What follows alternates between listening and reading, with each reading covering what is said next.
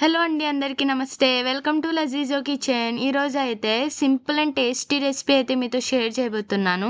అదేంటంటే మోతీచూర్ లడ్డు. ఎటువంటి బూందీ గరిట లేకుండా చాలా సులభంగా అండ్ చాలా టేస్టీగా ఉండే రెసిపీ. పదండి ఎలా చేయాలో చూసేద్దామా.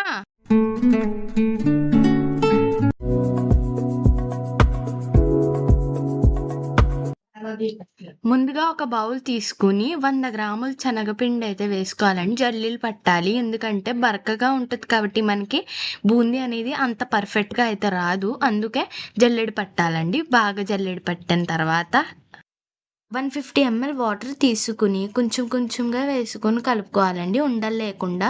తర్వాత కొంచెం పలచగా కలుపుకోవాలండి, ఎందుకంటే బూందీ అనేది పలచగా కలుపుకుంటే పర్ఫెక్ట్గా అయితే వస్తుందండి. ఫైనల్‌గా ఈ విధంగా ఈ కన్సిస్టెన్సీలో రావాలండి. చూస్తున్నారు కదా! తర్వాత ఈ ఐసింగ్ కవర్ ఒకటి తీసుకోవాలండి. తీసుకొని మీ దగ్గర ఐసింగ్ కవర్ లేకపోతే ఒక ప్లాస్టిక్ కవర్ తీసుకోండి. తీసుకున్న తర్వాత మనం కలుపుకున్న పిండి అయితే వేసుకోవాలి. వేసుకున్న తర్వాత ఒక రబ్బర్ ఏదైనా ఉంటే కట్టేసుకోవాలండి. ఇప్పుడు కత్తెర తీసుకొని చిన్న హోల్ అనేది పెట్టుకోవాలండి, ఎందుకంటే బూందీ చిన్నగా రావాలి కాబట్టి. ఇప్పుడు కడాయి తీసుకుని ఆయిల్ లో ఫ్లేమ్‌లో హీట్ అయిన తర్వాత ఈ విధంగా అయితే బూందీ అనేది వేసుకోవాలి. చిన్నగా వేసుకోండి.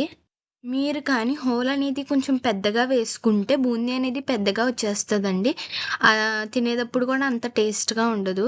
అందుకే హోల్ అనేది కొంచెం జాగ్రత్తగా వేసుకుంటే సరిపోతుందండి. కొంచెం కడాయి మొత్తం వచ్చే వరకు వేసుకోవాలి.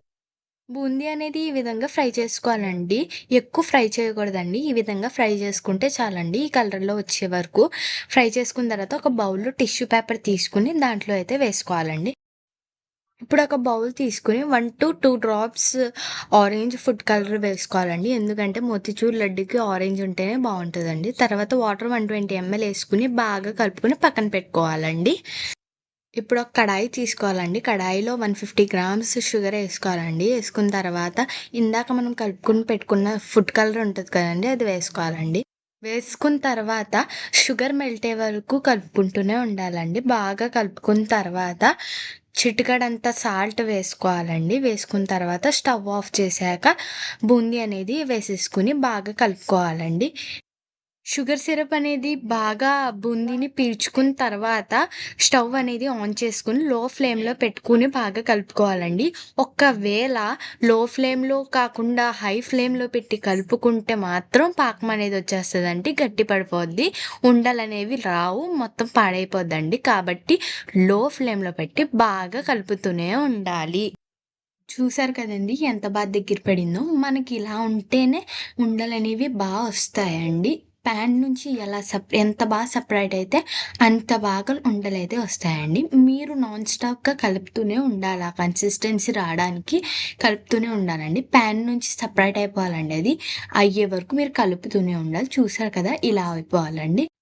ఒక బౌల్ తీసుకోవాలండి. బౌల్‌లో చేసిందంతా వేసేసుకోవాలండి. వేసుకున్న తర్వాత కొంచెం కలుపుకోవాలండి. కలుపుకున్న తర్వాత నెయ్యి అనేది 2 స్పూన్స్ యాడ్ చేయాలండి. ఫ్రెష్ నెయ్యే ఉండాలండి. మీకు ఎంత ఫ్రెష్ నెయ్యి వేస్తే అంత టేస్ట్ అనేది వస్తుందండి. నెయ్యి వేసుకుని నెయ్యి కనిపించకుండా బాగా కలిపేసుకోవాలండి.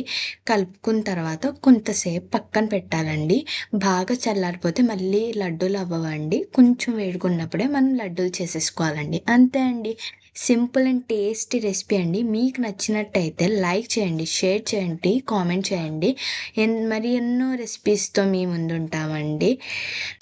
మా ఛానల్ని సబ్స్క్రైబ్ చేసుకోవడం అండ్ బెల్ ఐకాన్ని కొట్టడం మర్చిపోకండి. Bye guys.